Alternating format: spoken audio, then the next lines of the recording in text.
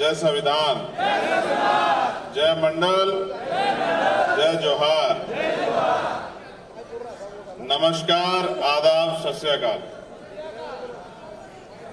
बैठिए बैठिए, जो लोग मंच में बैठिए बैठिए, वो भी आपके जैसे सब लोग बैठे हैं। देखिए, ये जो स्टेज पे सब लोग बैठिए, कोई खड़ा ना रहे, वरना मुझे फिर मुझे आग्रह करके नीचे उतरवाना पड़ेगा, तब ठीक नहीं रहेगा। ये जो सामने खड़े हैं चारों लोग, हटिए, सामने हटिए।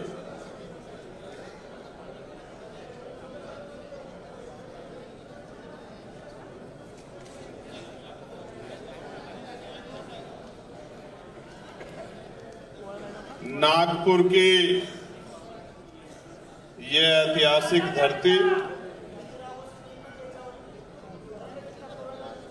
जिसको दुनिया में सम्मान किया जाता है, और आज इस महान ऐतिहासिक धरती पर आजाद समाज पार्टी काशीराम के तत्वाधान में विशाल प्रबुद्धजन सम्मेलन का आयोजन किया गया है।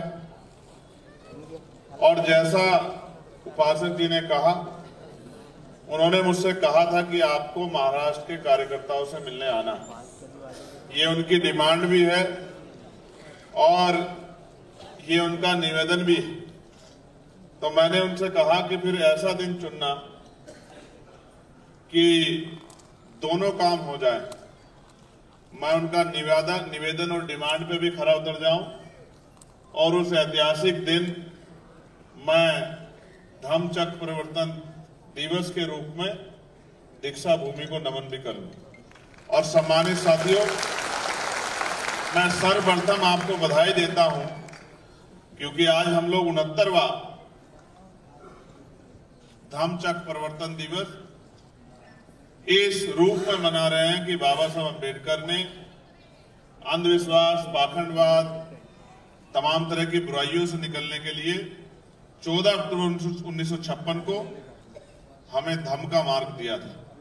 और उस मार्ग पर चलकर हमने अपनी बहुत सारी परेशानियों को खत्म करने के लिए और बहुत सारी कुरीतियों को त्यागने का जो साहस दिखाया है, इसके लिए मैं आप सबको बहुत बहुत साधुवाद भेंट करता हूं, आपका आभार प्रकट करता हूं।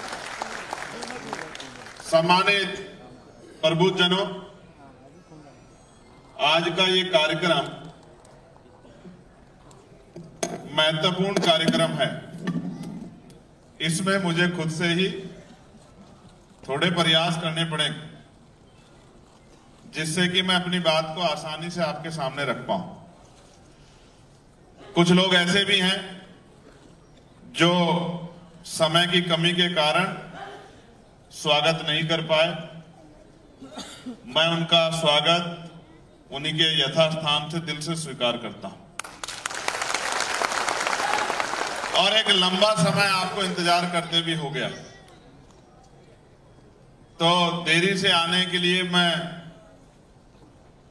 आपसे क्षमा भी चाहता हूं कि हमें आने में देरी हुई।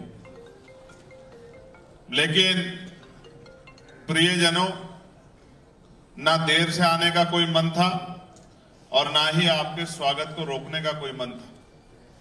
मन में बहुत सारी पीड़ाएं, बहुत सारी तकलीफ, बहुत सारे सवाल और आपके जरिए उनके जवाब, इन बातों के साथ समय आगे बढ़ रहा है।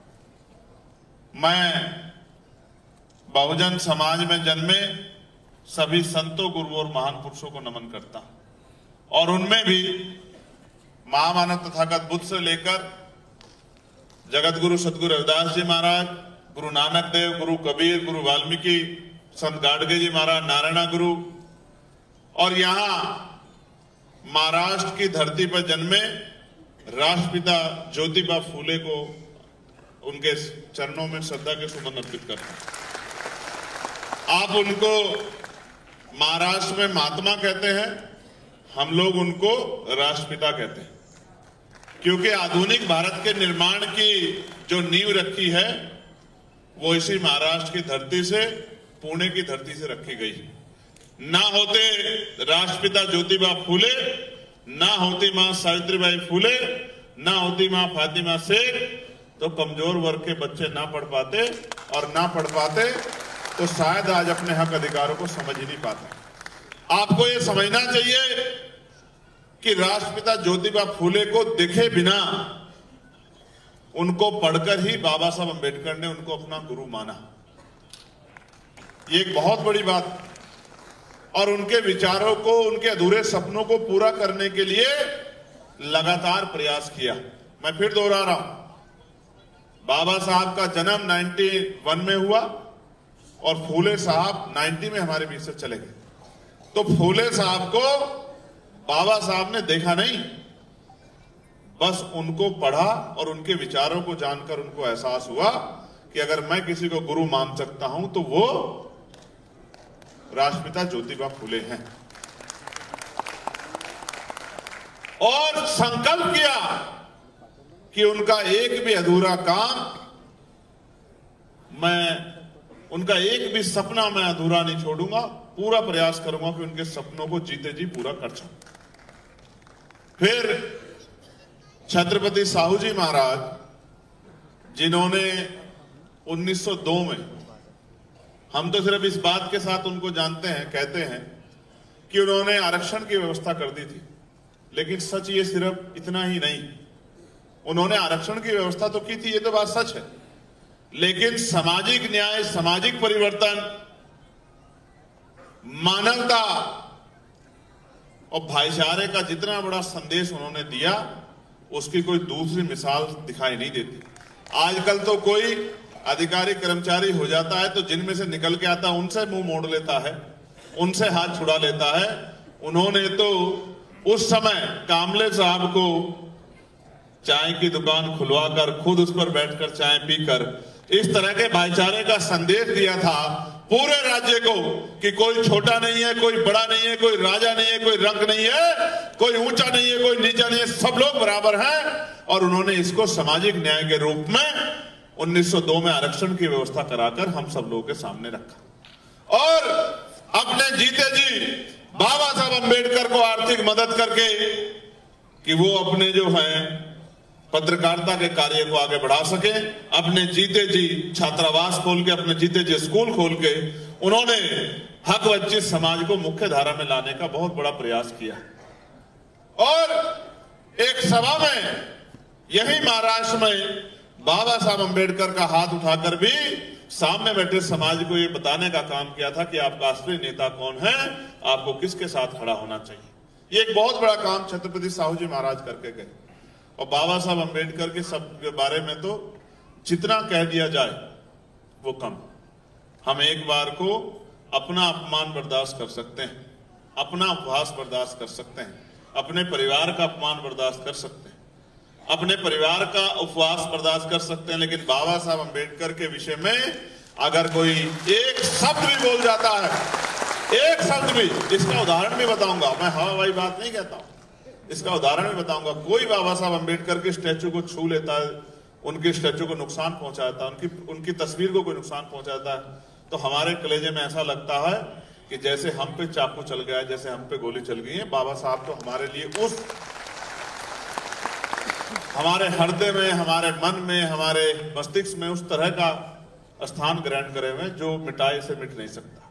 अभी हमारे सम्मानित गायक जो हैं वो कह रहे थे कि बाबा साहब को मिटाया नहीं जा सकता। बाबा साहब को नहीं, ना हमारे वजूद को, बाबा साहब तो ऐसे अमिट छाप हैं, जब तक हम रहेंगे और देश का इतिहास रहेगा बाबा साहब अजर अमर रहेंगे, बाबा साहब को कोई नहीं करेगा। मैं इसका उदाहरण भी आपको बताता हूं। अभी मध्य प्रदेश में कुछ गैर जिम्मेदार लोगों ने बाबा साहब अंबेडकर के ऊपर टिप्पणी की, तो हमारे लोगों ने 15 तारीख का एक आंदोलन कॉल कर दिया। और आंदोलन, हालांकि मैं उस आंदोलन का समर्थक नहीं हूं क्योंकि मैं तो संविधानवादी व्यक्ति हूं।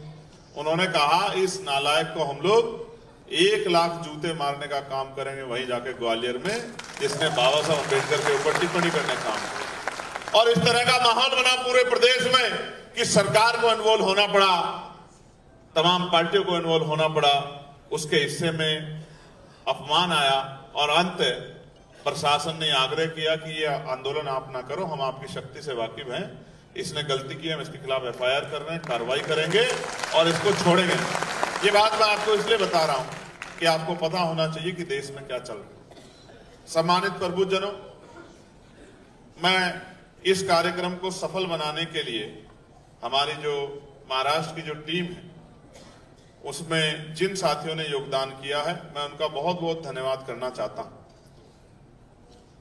गौरी प्रसाद उपासक जी, रुपेश भीमराव बागेश्वर जी, मनीष साठे जी, सत्यजीत सालवे जी, डॉक्टर मानसी पवार जी, रूपचंद टोपले जी, मनोज खेरे जी, सुल्तान फतेह अली शाह जी, रविंद्र आरू जी, कैलाश जायसवाल जी, एडवोकेट जुबैर मेमन साहब, किशोर मस्के साहब, नितिन नाग देवते जी, प्रमोद मेश्राम जी, दिगंबर सिंह पलटनकर जी, सिद्धार्थ टांकंकर जी, सिद्धार्थ देवरे जी, सुमित साबले जी, जितेंद्र निकांजे जी, अमोल आहेर जी, श्रीमती नेहाताई जी, सुनील बांगड़े जी, डॉक्टर JB रामटके जी, दत्तराव धाड़े जी, शैलेश कामले जी, गुणवंत गिरडकर जी, प्रभाकर पारधे जी, आशीष नागराले जी, शिलानंद कामले जी और जितने भी हमारे जिलाध्यक्ष यहाँ उपस्थित हैं जिन्होंने अपने दायित्व को निर्वहन किया है, मैं उन सभी जिलाध्यक्षों का भी बहुत बहुत धन्यवाद करता हूं।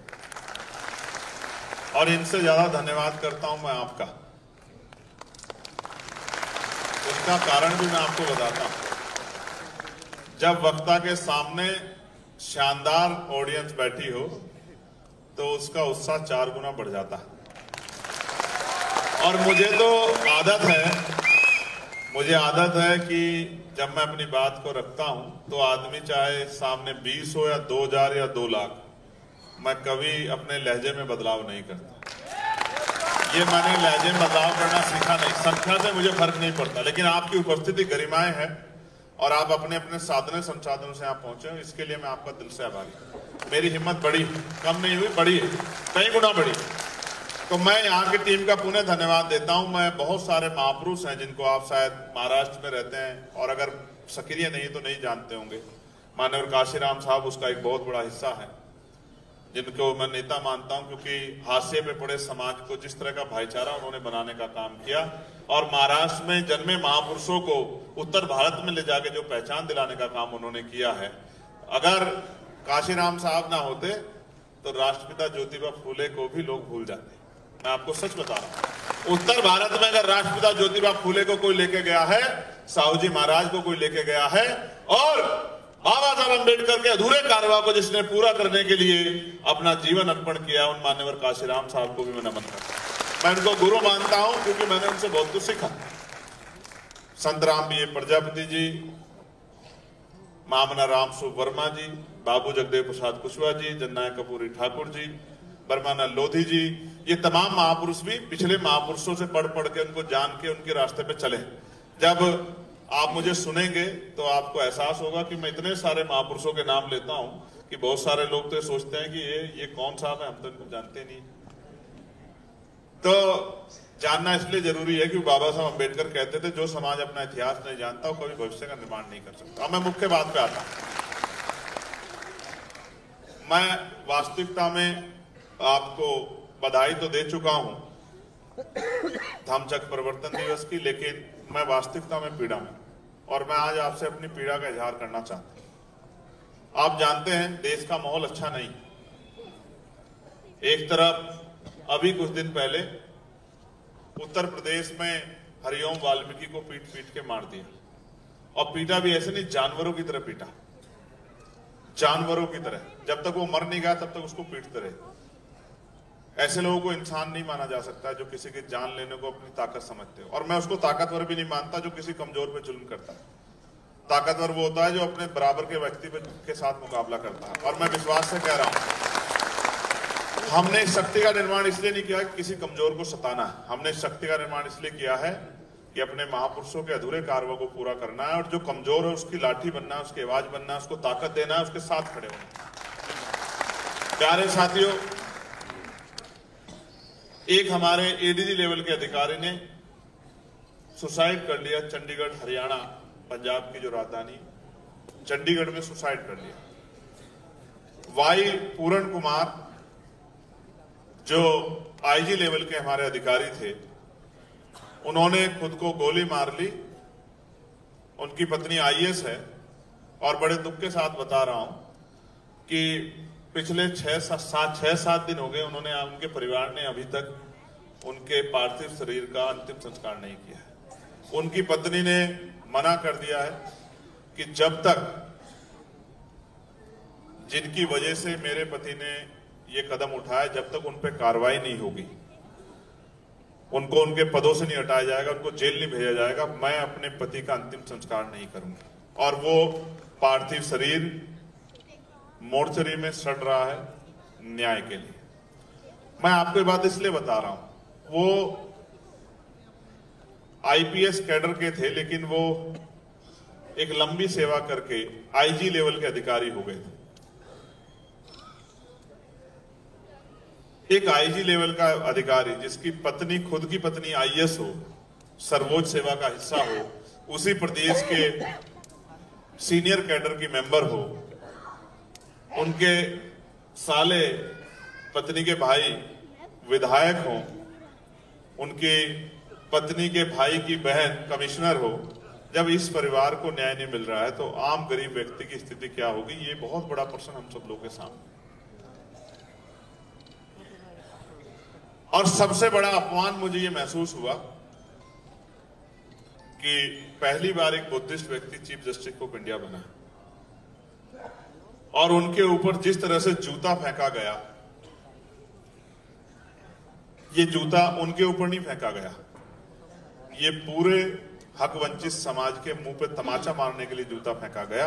ये एहसास कराने के लिए कि आप किसी भी कुर्सी पे बैठ जाओ, हम आपको उसी नजरिए से देखेंगे जिस नजरिए से भारत की सामाजिक व्यवस्था में हजारों साल हमने आपको रखा है। ये बहुत बड़ा तकलीफ दे वो। मेरी आदत है कि मैं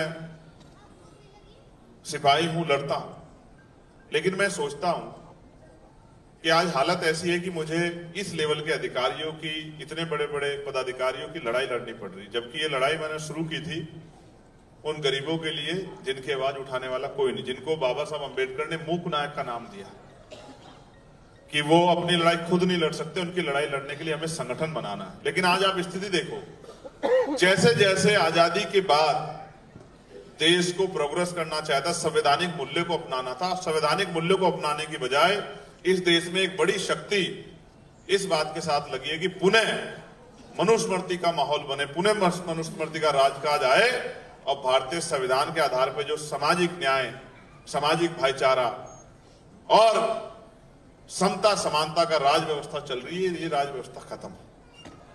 ये बहुत बड़ा सवाल। हालांकि चीफ जस्टिस ऑफ इंडिया ने भगवान बुद्ध के रास्ते पर चलते हुए उस व्यक्ति को माफ कर दिया, लेकिन माफ करना ठीक है, लेकिन इस देश की पुलिस व्यवस्था की जिम्मेदारी बैठती थी कि चलिए उन्होंने माफ कर दिया, लेकिन जिसने जो अपराध किया उस पर मुकदमा दर्ज करके उतनी कार्रवाई करते कि उस आदमी को सबक मिलता। क्योंकि अगले दिन मैंने देखा कि वो आदमी बैठ के ये कह रहा था कि मैंने कुछ गलत नहीं किया, लेकिन अगर उसको सबक सिखा दिया जाता तो उसको पता लग जाता उसने गलत किया है, सही किया।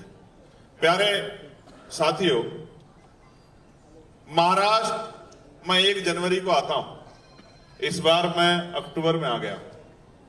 जब मैं महाराष्ट्र आता हूं तो जब मैं चलता हूं उत्तर प्रदेश से दिल्ली के रास्ते, तो मैं बढ़िया मजबूत जैकेट पहन के प्लेन में बैठता हूं, लेकिन जैसे ही मैं वो प्लेन यहां उतरता है पुणे में या मुंबई में, तो वो जैकेट मुझे उठा के रखनी पड़ती है। इसका मतलब ये है कि वहां से यहां की दूरी में तापमान बदल जाता है, लेकिन समस्या नहीं बदलती। जो समस्या वहां है वही समस्या यहां भी हमारे लोग, अभी मैं कर्मचारियों की मीटिंग में गया था, बड़े बड़े लेवल के अधिकारी कर्मचारी थे, उनकी मीटिंग में गया था, तो वो भी मुझसे समस्या समस्या समस्या ही बता रहे थे। मेरी आवाज आ रही है ना? तो वो भी मुझसे कह रहे थे ये समस्या है, ये समस्या है, ये समस्या है, ये समस्या है, ये समस्या। मैं ये सोच रहा था कि ये सब लोग वो हैं जो हजारों लोगों की लड़ाई लड़ सकते हैं, इन पे भी समस्या है, और जिस गांव देहात में मैं जाता हूं वहां भी समस्या है, तो खुशहाल लोग कहां? तो खुशहाल लोग वहीं होते हैं जहां बाबा साहब अम्बेडकर ने जो कहा कि political power is the master की, इट इज द मास्टर की। जहां राजनीतिक शक्ति होती है वहीं खुशहाली होती है, क्योंकि भारत लोकतांत्रिक व्यवस्था में है जिनके हाथ में कलम की ताकत है वही बदलाव कर सकते हैं, वही बदलाव की रेखा को आगे बढ़ा सकते हैं, वही पॉलिसी बना के लोगों को लाभ दे सकते हैं। तो यहां ये लगता है कि यहां बहुत लोग पीछे। महाराष्ट्र में मैं आता हूं, सांस्कृतिक मूवमेंट बहुत जो शानदार है, दिल खुश हो जाता है, हिम्मत बढ़ जाती है, ऊर्जा बढ़ जाती है। यहाँ पुरुषों से ज्यादा महिलाओं में सांस्कृतिक मूवमेंट के बीज दिखाई देते हैं। मैं जब पुणे जाता था तो कई कई दिन महिलाएं चल के वहां पहुंचती थी राष्ट्रपिता ज्योतिबा फूले को उनके जो है जन्मदिन पे वहां फूल पुष्प चढ़ाने के लिए। जब मैं 14 अक्टूबर का कार्यक्रम देखता हूं तो मुझे दिखता है लाखों लोग, 4-5 लाख लोग जो हैं वो आ रहे हैं पुष्प चढ़ाने के लिए, दीक्षा भूमि को नमन करने के लिए, चैत्य भूमि के कार्यक्रम को नमन करने के लिए लोग जाते हैं। फिर मैं 14 अप्रैल का कार्यक्रम देखता हूं तो जगह जगह पे चौराहों पे बहुत बड़े बड़े कार्यक्रम होता है, आयोजन होते हैं, रंग लगता है, फूल होते हैं, तमाम मिठाई बांटे, सब कुछ होता है। और जब मैं भीमा कोरेगांव जाता हूं तो देखता हूं पूरा पुणे शहर जो है वो नीले रंग में हो गया है। चारों तरफ स्टेज लगते हैं, बड़े बड़े आयोजन होते हैं, नाच गाने होते हैं। मैं अपने मन में सोचता हूं, हालांकि मुझे नहीं पता ये बात मेरी आपको अच्छी लगेगी, तो मैं समझता हूं कि भाई अब इनका मिशन पूरा हो गया है, क्योंकि इनका मिशन तो आज का यही था कि नाच गाना करके, बढ़िया डीजे बजा के, बढ़िया भोजन वो करके, बढ़िया जो है फूल बरसा के, बढ़िया रंग लगा के हमें ये भीमा कोरेगांव शौर्य दिवस मनाना है। लेकिन क्या मैं आपसे जानना चाहता हूं, मैं आपका अपना हूं, आपका खून हूं, आपका भाई हूं, क्या एक दिन 14 अप्रैल मना के, 6 दिसंबर में एक दिन दुख प्रकट करके, 14 अक्टूबर को धम्मचक्र परिवर्तन दिवस का हिस्सा बनकर, 1 जनवरी को सूर्य दिवस का हिस्सा बनकर क्या हमारी गरीबी, बेबसी, लाचारी, तमाम तरह की परेशानियां दूर हो सकती हैं? जोर से बताइए, हो सकती है? तो मैं जब सांस्कृतिक मूवमेंट देखता हूं मेरा बड़ा दिल खुश होता है। जब मैं धार्मिक मूवमेंट देखता हूं, या उधर येवला जाते हैं, या बाबा साहब ने ये स्टेटमेंट दिया था कि मैं हिंदू धर्म में पैदा हुआ, ये मेरे बस की बात नहीं थी, लेकिन मैं हिंदू धर्म में मरूंगा नहीं, ये मेरे बस की बात है। तो मैं वहां पे जाता हूं, वहां भी बड़ी संख्या में लोग देखता हूं। लेकिन राजनीतिक मूवमेंट हमारी कहां है? राजनीतिक शक्ति हमारे पास कितनी है? पता नहीं, मुझे ऐसा लगता है कि महापुरुषों की 2-4 बातें आपने मानी, बाकी बातों को छोड़ दिया। पता नहीं क्यों हुआ ऐसा। देखो एक बात आप जानो, ये लोकतांत्रिक देश, और लोकतांत्रिक देश का आधार ये है कि जिनका वोट होगा उनका राज होगा, यानी कि जहां बहुमत होगा वहीं शासन होगा, और जिनका बहुमत होगा वो पॉलिसी बना के उनके जो लोग हैं उनको आगे लाने का, प्रदेश को, देश को आगे लाने का काम करें। ठीक है, आप ये महसूस करो, जो महाराष्ट्र पूरे देश को रास्ता दिखाता है, जिस महाराष्ट्र ने अन्याय, अत्याचार, भेदभाव के खिलाफ सैकड़ों सालों से जंग लड़ी है, और जंग लड़के उसकी जड़ों को कमजोर करने का काम किया, उनको घुटनों पे लाने का काम किया है, उस महाराष्ट्र में हमारी राजनीतिक शक्ति कमजोर क्यों? मैं तो आता नहीं, बचता था। अब मुझे उपासक जी ने मुझसे आग्रह किया कि आप आओ। मैं इनको कहता था कि महाराष्ट्र के लोग मुझसे ज्यादा समझदार हैं, वो अपना अच्छा बुरा जानते हैं, तो वो अपने आप उनको निर्णय लेने दो। लेकिन अब इन्होंने मुझसे कहा कि महाराष्ट्र के लोग आपकी तरफ देख रहे हैं, वो आपसे उम्मीद कर रहे हैं, क्योंकि हमारे बहुत सारे नेताओं ने सरेंडर कर दिया है या पीछे के पर्दे के पीछे हाथ मिला लिया है। उनकी निगाह आपकी तरफ है कि ये आदमी हमारा हाथ नहीं छोड़ेगा, ये आदमी हमें कमजोर नहीं करेगा, ये आदमी हमें आगे करके और पीछे नहीं भाग जाए, क्योंकि आप जान की बाजी लगाते हो। और हरियाणा, ये इसके महाराष्ट्र के लोग बड़े डैशिंग हैं, वो आपको बड़ा पसंद करते हैं कि ये आदमी हमारे लिए कुछ कर सकता है। और आप ये भी जानते हो, मैं तो सोचता हूं कि मेरे भोले समाज के हाल क्या है। कुछ नहीं करना है, सिर्फ आंदोलन चला के लोगों को वोट के लिए तैयार करना है। पहले जब राजतंत्र था, तलवारें चलती थी, बंदूकें चलती थी, भाले चलते थे। भीमा कोरेगांव का भी युद्ध हुआ था ना, कितने लोगों की जान गई है। तमाम पर वो होते थे, तोपें चलती थी, गोलियां चलती थी, तलवारें चलती थी, चाकू चलते थे, हाथी पे, ऊंट पे, घोड़ों पे युद्ध होते थे, हजारों लोग मर जाते थे, तब राजकाज बदलता था। लेकिन धन्य हो बाबा साहब अम्बेडकर, अंतिम व्यक्ति को भी जो बालिग है वोटिंग राइट दिला के हमारी उंगली में इतनी शक्ति दे दी कि जिसे चाहे कुर्सी पे बिठा दो और जिसे चाहे जमीन पे पटक दो। लेकिन मैं बाबा साहब को तो धन्यवाद करूंगा, लेकिन आपको साधुवाद के अलावा और कर ही क्या सकता हूं कि उन्होंने तो इतनी ताकत दे दी लेकिन आप तो ना कुर्सी पे बैठ पा रहे, ना किसी को पटक पा रहे। जो लोग आपके आंदोलन को खत्म कर देना चाहते हैं, जो लोग आपके संविधान को खत्म कर देना चाहते हैं, जो लोग आपके अधिकारों को लूट लेना चाहते हैं, वो कुर्सी पे बैठे और आप लोग बैठ के तमाशा देख रहे हो। बड़ी चिंता की बात है। जब इतना जागरूकता है सामाजिक मूवमेंट की, इतनी जागरूकता है सांस्कृतिक मूवमेंट की, इतनी जागरूकता है धार्मिक मूवमेंट की, तो फिर राजनीतिक मूवमेंट की जागरूकता में कमी क्यों? उसका कारण देखो, बहुत जिम्मेदारी के साथ कह रहा हूं, समय बार बार दरवाजा नहीं खटखटाता। एक बाबा साहब आए, अपना पूरा जीवन संघर्ष करके चले गए। दोबारा हम सब मिलकर बाबा साहब को वापस नहीं ला सकते। हमारे उधर एक मान्यवर ख्वाब काशीराम आए, नौकरी छोड़ी, यही महाराष्ट्र में नौकरी करते थे। बीज उनमें भी यहीं से लगे हैं। आप समझे नहीं समझे? बीज उनमें भी पुणे से लगे हैं। और उन्होंने भी अपनी जीवन का पूरा जो है जीवन लगा दिया, अपनी सारी खुशियां सब लगा दी दांव पे। लेकिन उनको भी हम वापस नहीं ला सकते। और साहू जी महाराज को और राष्ट्रपिता ज्योतिबा फुले को तो ला ही नहीं सकते। तो भाई आप ये बताओ, अगर आप लोग ये पीढ़ी, पढ़ी लिखी पीढ़ी जो सब चीजों को समझती, ये नहीं काम करेगी तो कौन काम करेगा? मैं आपको एक उदाहरण के तौर पे बताता हूं, लेकिन उससे पहले मैं आपका ध्यान आकर्षित इस बात के साथ करूंगा, अगर बाबा साहब भी हार के बैठ जाते, भाई उनको हराने का, उनको तोड़ने का, उनको रोकने का प्रयास में कोई कमी हुई है क्या? कितने अपमान के घूंट पिए, 4-4 बच्चे कुर्बान कर दिए। जब वो अपने 4 बच्चे कुर्बान कर सकते हैं, क्या हम अपने घरों में एक बच्चा ऐसा नहीं पैदा कर सकते जिसका काम सिर्फ आंदोलन के लिए हो, जिसका जीवन सिर्फ आंदोलन के लिए हो? क्या बाबा साहब के बच्चे बच्चे नहीं थे?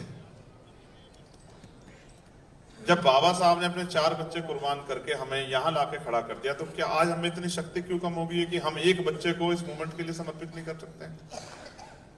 भाई देखो, सीधी बात यह है, अगर इस देश में आंदोलन चलाना क्यों जरूरी है, इसका उदाहरण आप समझिए। आंदोलन चलाया बाबा साहब अंबेडकर ने तो अधिकार मिले, आंदोलन चलाया फूले साहब ने तो अधिकार मिले, आंदोलन चलाया साहू जी महाराज ने तो अधिकार मिले, आंदोलन चलाया काशीराम साहब ने तो अधिकार मिले। और अगर आप ये समझते हो आपका जीवन खुशहाल हो गया, रोटी कपड़ा मकान और तमाम तरह के रोजगार और स्वाभिमान सम्मान का जीवन आपको मिल गया है और अब आपको कुछ चाहिए नहीं, तो आंदोलन मत चलाओ।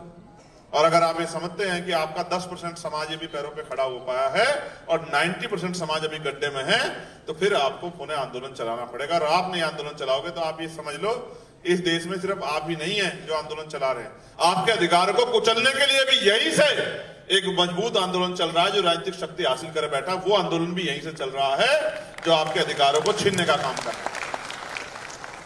आप ये समझिए, बहुत मजबूत स्पीड से एक हवा इधर से चल रही है और बीच में आप हैं। अगर आप उस हवा को रोकने के लिए अपने लिए इंतजाम नहीं करोगे, तो ये हवा क्या करेगी? ले जाएगी ना उड़ा के। अगर अपने लिए रोकथाम नहीं करोगे, तो आंदोलन क्या काम करता है? आंदोलन रोकथाम का काम करता है, आंदोलन शक्ति का काम करता है, आंदोलन आपका संरक्षण करता है, आंदोलन आपका सुरक्षा कवच बनता है। इसी आंदोलन की देन है कि 2024 के चुनाव के बाद देश के प्रधानमंत्री जी को संविधान के आगे माथा पार्लियामेंट में टेकना पड़ा और संविधान को उसकी जय जयकार करनी पड़ी। आंदोलन की देन। वरना आप जानते हैं कि रोज यहां किसी ना किसी धार्मिक मंच पर इस संविधान को खत्म करने की, आरक्षण रूपी जो हथियार आपको मिला उसको खत्म करने की रोज बड़े बड़े कस्में संकल्प खाए जाते हैं। कौन है ये लोग? किस विचार के लोग हैं? किस दल के लोग हैं? कहां से संचालित होते हैं? कौन इनको फंड करता है? कौन इनको संरक्षण देता है? कौन मुसीबत आने पर इनकी ताकत बनता है? आप और मैं सब जानते हैं कि इनको सारी ताकत नागपुर से मिलती है, भारतीय जनता पार्टी से मिलती है, आरएसएस से मिलती है, इनके जितने संगठन को सारी शक्ति यहीं से मिलती है। आप ये महसूस करके देखो, वो सत्ता में है फिर काम कर रहे हैं और हम कहीं भी नहीं है, फिर भी हम ये सोच रहे हैं कि कोई मसीहा आके हमारी जिंदगी बदल दे। भाई मैं सोचता हूं, बाबा साहब अंबेडकर आपको धम के जरिए सब कुछ कह के गए, पुनर्जन्म नहीं होगा, कोई मसीहा नहीं होगा, कोई इष्ट आके आपकी रक्षा नहीं करेगा, आपको अपनी रक्षा स्वयं करनी है। फिर आपको क्या हो गया? जितना बड़ा समूह यहां बैठा, मैं गारंटी से चैलेंज से कहता हूं, अगर वो मेरी बात के साथ, पहरे के साथ खड़ा हो जाए तो इस महाराष्ट्र में भी बाबा साहब अंबेडकर के सपने को हम लोग मंजिल तक पहुंचा सकते हैं। मेरी बात को आप याद रखें। मैं तो जितने नेता पुराने हुए हैं और अभी वर्तमान में, तो उनमें सबसे छोटा हूं। बताओ छोटा हूं या नहीं हूं?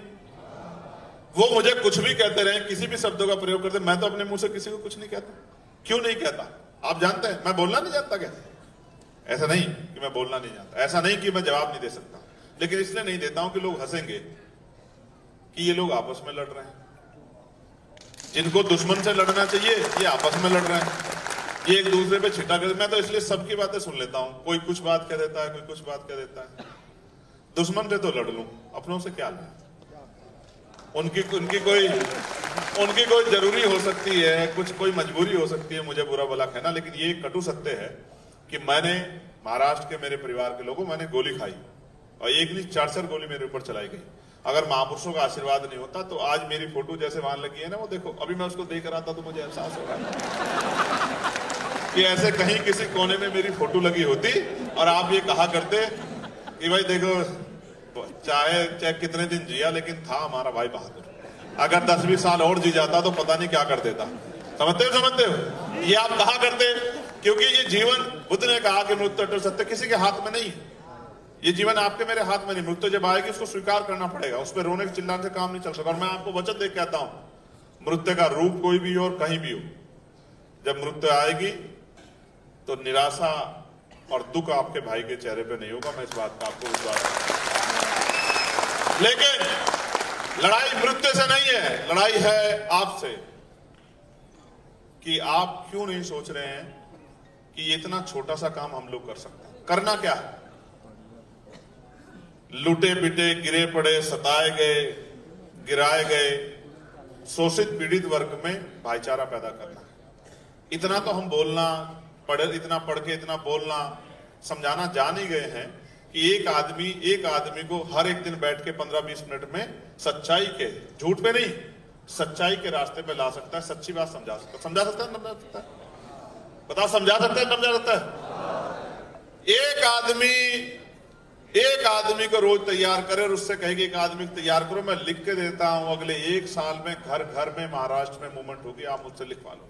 और मूवमेंट ऐसी नहीं होगी जो बिखरी हुई हो कि 2 इधर को चल रहे हैं, 2 इधर को चल रहे हैं, 2 इधर को चल, ऐसी मूवमेंट होगी जो कंसोलिडेट होगी, एकजुट होगी।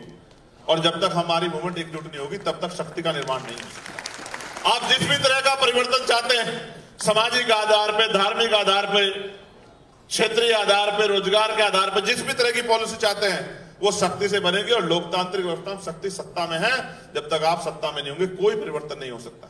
मैं महाराष्ट्र के भाइयों, जब दादर रेलवे स्टेशन का नाम बदल के बाबा साहब अम्बेडकर के नाम पर रखना होता है तो मैं पार्लियामेंट में उसकी आवाज उठाने का काम करता हूं।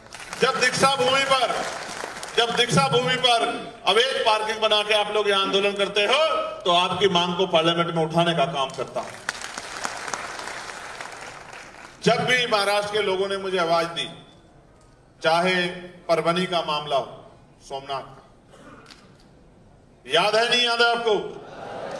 भाई सोमनाथ के मामले को मैंने पार्लियामेंट में भी उठाने का काम किया और उसके घर परिवार के पास जाकर अधिकारियों से वहां लोहा लेने का भी काम किया, उनको बताने का काम किया कि अगर सोमनाथ के साथ अन्याय होगा या सोमनाथ के परिवार को डराया जाएगा तो पूरे भारत के लोग खड़े होकर इसके खिलाफ आंदोलन करें।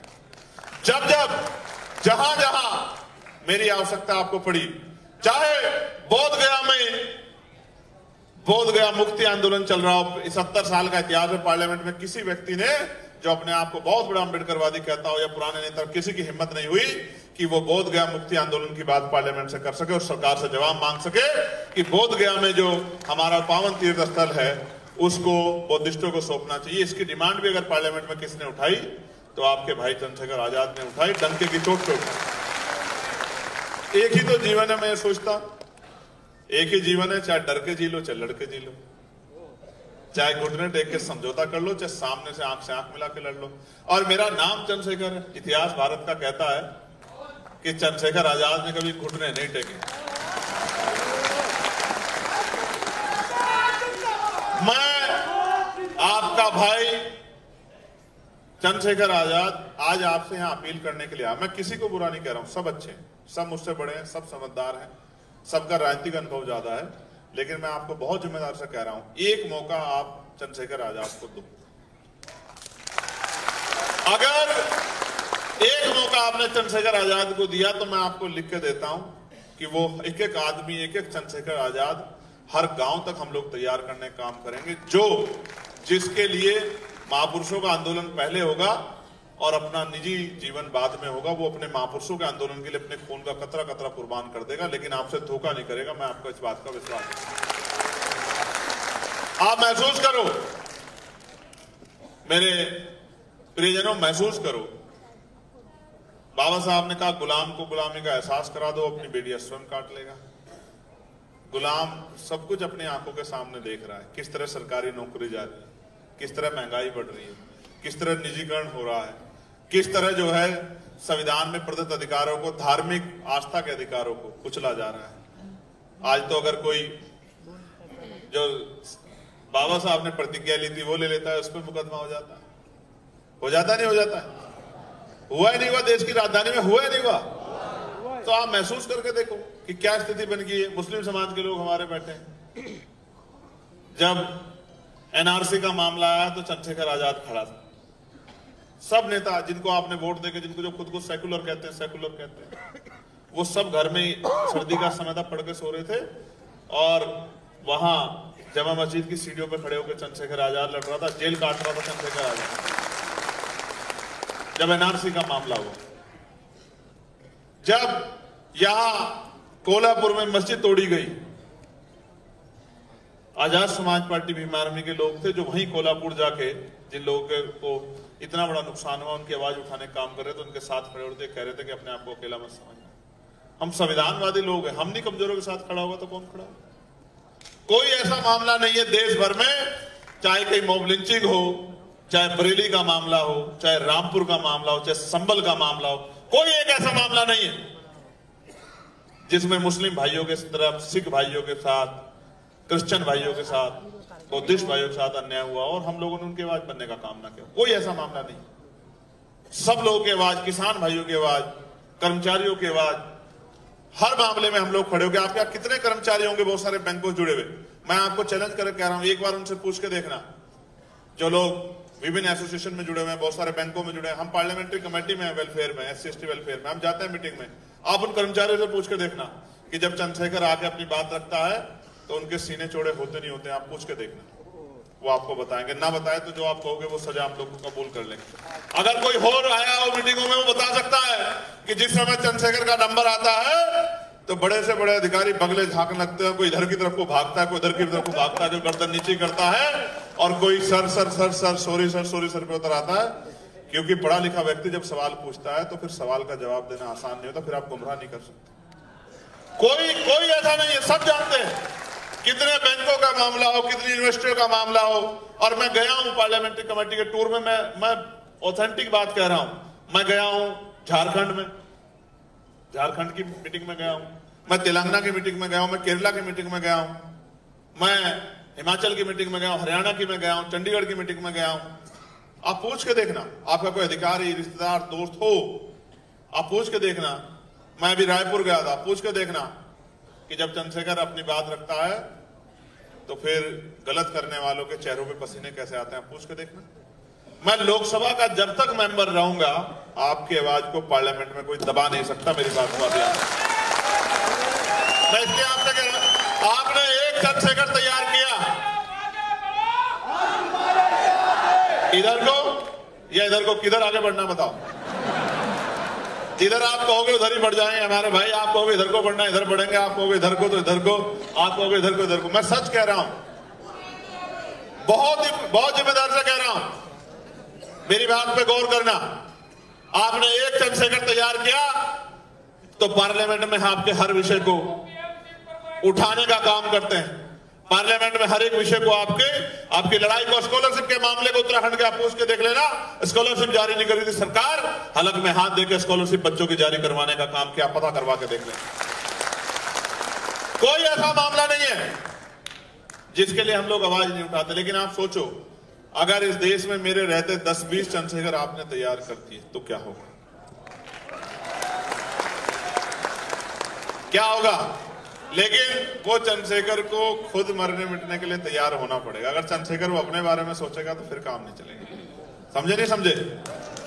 तो वो चंद्रशेखर आपके बीच में बैठे हैं, इस मंच पे बैठे, आपके पीछे बैठे हैं, कहीं कोने में खड़े होंगे, कहीं आज किसी स्कूल में पढ़ रहे होंगे, किसी यूनिवर्सिटी में पढ़ रहे होंगे। वो चंद्रशेखर आपसे दूर नहीं है। हो सकता है वो चंद्रशेखर किसी बड़े नेता का बेटा ना, किसी बड़े अधिकारी का बेटा ना। अगर नेता और अधिकारियों की समझ में आता, ऐसा नहीं कि उनको समझ में नहीं आता, लेकिन अगर उनको ही समझ में आता तो कोई गरीब का बेटा आगे नहीं निकल के आता। तो बाबा साहब अम्बेडकर तो इतने पढ़े लिखे थे, उन्होंने कहा कोई आंदोलन चलाया? काशीराम साहब तो क्लास 1 के अधिकारी थे, उन्होंने ये आंदोलन क्यों चलाया? आप समझो, ये महाराष्ट्र तो जननी है आंदोलन की। यहां तो कितने ऐसे नाम हैं, अगर मैं गिनाने लग जाऊंगा संत तुकाराम से लेके तो शाम हो जाएगी। संतू जी लाड़े, कितने नाम है अगर मैं गिनाने लग जाऊंगा। अन्ना भाऊ साठे, जिन्होंने अपनी कलम से, अपने विचारों से जो है समाज को हिला कर रख दिया, समाज में शक्ति प्रदान की। लेकिन मैं आपसे फिर कह रहा हूं, सब कुछ हो सकता है, लेकिन आप ये सोचो, जो बात मैं अब आपसे कह रहा हूं, इस देश में, या मैं उस प्रदेश की बात कर लेता हूं, मैं बार बार आता हूं तो मेरे सामने एक बात आती है कि भैया जहां हमारी बस्ती थी वहां मॉल बना रहे हैं, वहां से मेट्रो की लाइन निकाल रहे हैं, हमें उजाड़ रहे हैं भैया, हमारे घर को छीन के छोटे से कमरे में हमें बंद कर रहे हैं। ये शक्ति कहां से आई सरकार के पास कि आपको उजाड़ दे, आपका घर छीन ले, आपकी धार्मिक आजादी छीन ले, आपका धन छीन ले? कहां से आई? ये जनता ने वोट से उनको दी। मैं जो बात कह रहा हूं उस पर गौर करो। बिजली के दाम कौन तय करता है भाइयों? कौन तय करता है जरा बताओ? पानी के दाम कौन तय करता है? इंडस्ट्रियल एरिया कहां लगेगा कौन तय करता है? किसको रोजगार मिलेगा नहीं मिलेगा कौन तय करता है? आरक्षण का पालन होगा नहीं होगा कौन तय करता है?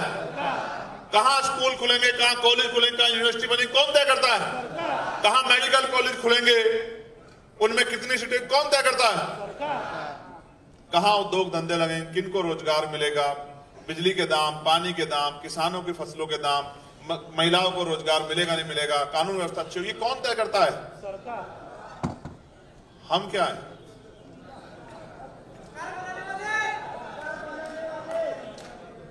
और अगर हाँ सही कह रहे हो, बिल्कुल सही कह रहे हो, क्योंकि उनका राजकाज में हिस्सा है तो वो कर रहे हैं। लेकिन ये बाबा साहब अम्बेडकर ने संविधान बना के आपके हाथ में दे दिया था कि अपना राजकाज बना लो और पॉलिसी बनाओ अपनी तरक्की के लिए। कौन से मद में कितना पैसा खर्च होगा, क्या बजट होगा। मेरे यहां का, मैं यूपी का बजट बताता हूं, 8,08,736 करोड़ रुपए। मैं अपने नेताओं को कहता हूं कि तुम 10, 20, 50, 100 करोड़ रुपए की तरफ मत देखो, नजर करो 8,08,736 करोड़ रुपए की तरफ। जिस दिन इसके ऊपर कलम हमारी चलेगी, वित्त मंत्रालय जिस दिन हमारे हाथ में होगा, तब आप देखना कि कोई गरीब भूखे पेट नहीं सोएगा, कोई गरीब बिना छत के नहीं सोएगा। और ऐसा सिस्टम बनाएंगे, आज आपको कह रहा हूं महाराष्ट्र के मेरे परिवार के लोगों, ऐसा सिस्टम बनाएंगे मेरी बहनों कि महिलाओं को घर पे रोजगार देंगे, सम्मान का जीवन देंगे महिलाओं को रोजगार देके। और महिला कितना भी पढ़ना चाहती हो, उसकी पढ़ाई के बीच में पैसा बीच में नहीं आएगा। वो कोई भी, कहीं कोई भी पढ़ाई करे, किसी भी जो है विषय की पढ़ाई करे, उसको मुफ्त पढ़ाई कराने का काम करेंगे। एजुकेशन इतनी सस्ती करेंगे।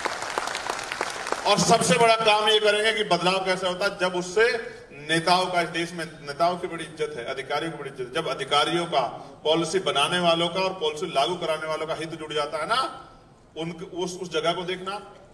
आप सरकारी गेस्ट हाउस जाके देखना, आप सचिवालय को जाके देखना, आप विधानसभा को देखना।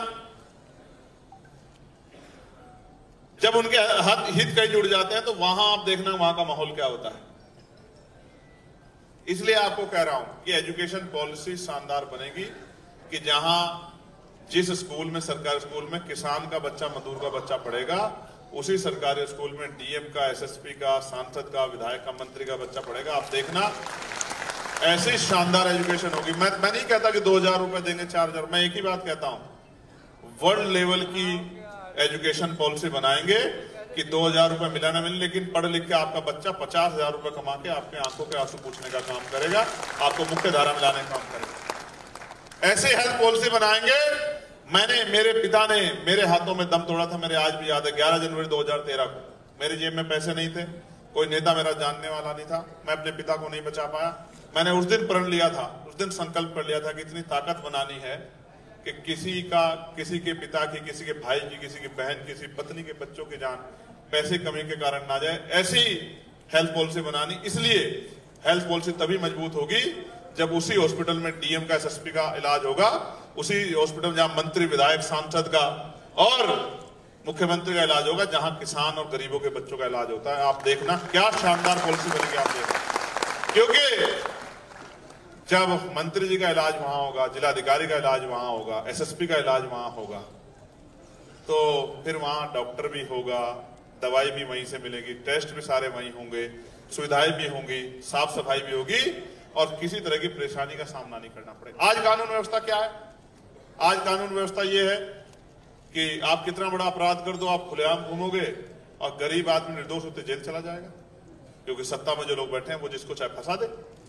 तो कानून व्यवस्था इतनी शानदार करनी है, जैसे पेरियार साहब कहते थे कि महिलाएं कुछ किलोमीटर तक भी रात के अंधेरे में अकेली घुमाएं और सुरक्षित अपने आप को महसूस करें। जब तक ऐसी कानून व्यवस्था नहीं होगी तब तक उस कानून व्यवस्था को अच्छा नहीं माना जा सकता। तो ऐसी व्यवस्था लागू करेंगे कि किसी गुंडे की हिम्मत नहीं होगी, किसी गरीब की जमीन और उसकी बेटी या उसके परिवार सम्मानित मांग उठा के देख ले।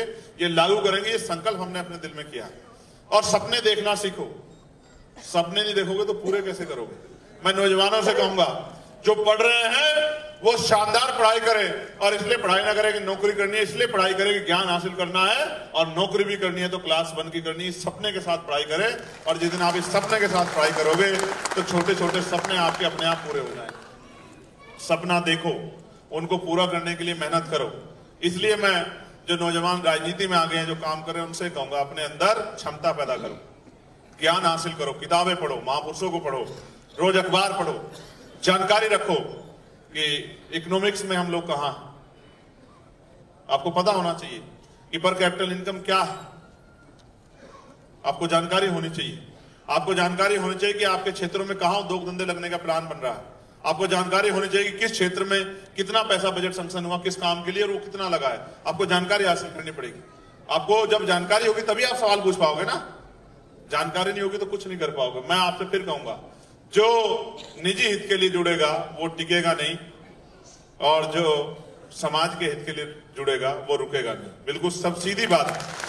आपको मुझे मिलकर, और फिर ये सोचो, मत करो इंतजार कि बाबा साहब वापस आएंगे, मत करो इंतजार कि कोई और वापस आएगा। बस ये समझ लो कि हर व्यक्ति की जिम्मेदारी होती है कि वो अपने बड़ों का सपना पूरा करे। जब बाबा साहब ने जिम्मेदारी फूले साहब की अपने कंधों पे उठाई, और बाबा साहब की जिम्मेदारी काशीराम साहब ने कंधों पे उठाई, यहाँ के बहुत सारे नेताओं ने कंधों पे उठाई, पूरा नहीं कर पाए, तो मेरी आपकी जिम्मेदारी बनती है कि हम उनका असल औलाद है, हम उनके असल वंशज है, तो हमें उनके अधूरे सपने को पूरा करना चाहिए। करना चाहिए नहीं करना चाहिए? बताओ, जोर से बताओ, करना चाहिए नहीं करना चाहिए? ये ऊपर वाले बताओ, करना चाहिए नहीं करना चाहिए?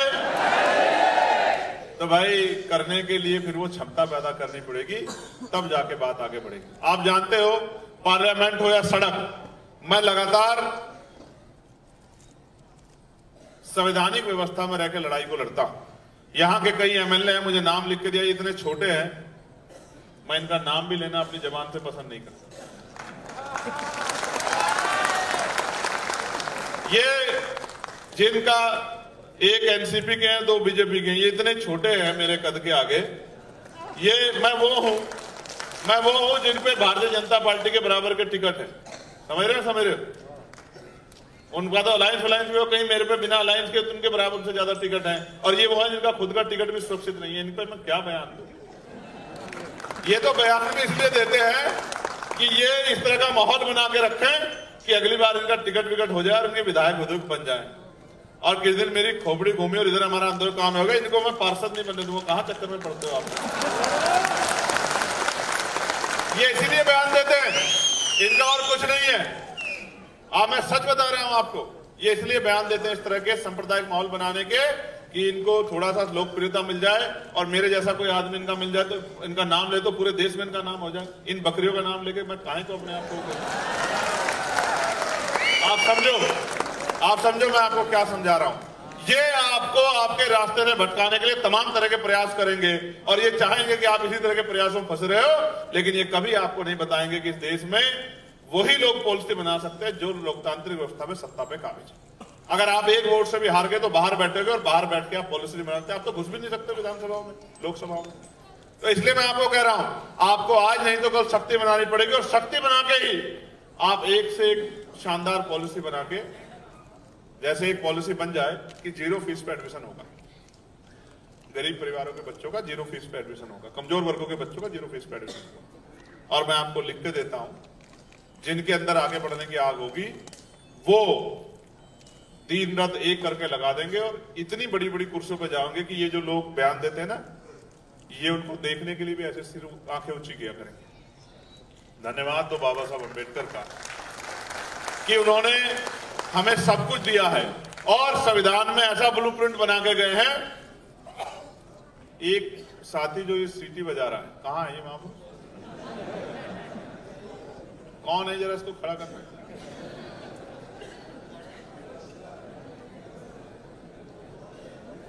चलो छोड़ो, अब वो बजाएगा नहीं। आप ये सोचो, अब उससे पूछो कि मेरी बात पे सीटी बजा के उसका काम आगे बढ़ जाएगा या मेहनत करने से आगे बढ़ेगा। समझे नहीं समझे हो? देखो मैं आपको ये बात क्यों समझा रहा हूं, और ये एक अच्छा माहौल है कि हम लोग बात कर रहे हैं। जब अध्यापक स्कूल में पढ़ाता है, बहुत गंभीरता सुनना, आपके जीवन का ऐसा रहा ये पार्ट, जब अध्यापक स्कूल में पढ़ा रहा होता है और जो बच्चे